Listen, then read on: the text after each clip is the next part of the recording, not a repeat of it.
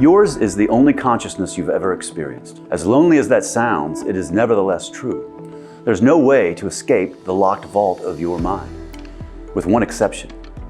The only technological marvel that allows you to experience someone else's interior life is literature.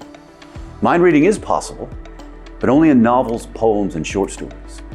Literature is your mental vault's escape hatch. This is just one good reason to major in English, but there are many more. First, by giving you access to other people's interior lives, including people unlike yourself, literature can expand and deepen your empathy.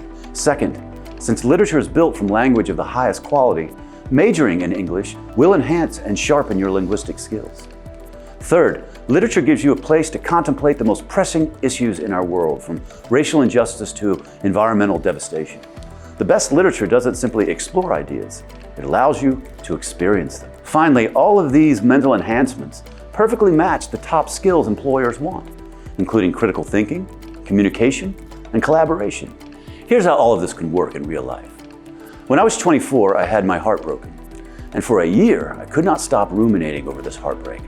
And I mean that literally. I could not control my brain. It returned to this one subject obsessively. And at certain points, I thought I was losing my mind. But then, I read a very long novel published in the 1920s by French writer Marcel Proust titled In Search of Lost Time. One section of this endless work changed my life. It was called Swan in Love, and it told of the title character's doomed desire for a woman named Odette. By meticulously depicting Swan's mental life during his romance and heartbreak, Proust explained my brain to me. In fact, 2 recent books about this author suggest that I'm not alone in having had this reading experience.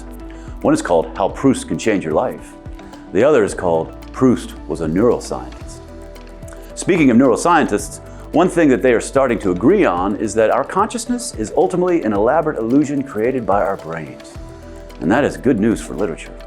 When you read a novel, the illusion of consciousness created by the prose is a very close approximation of actual consciousness.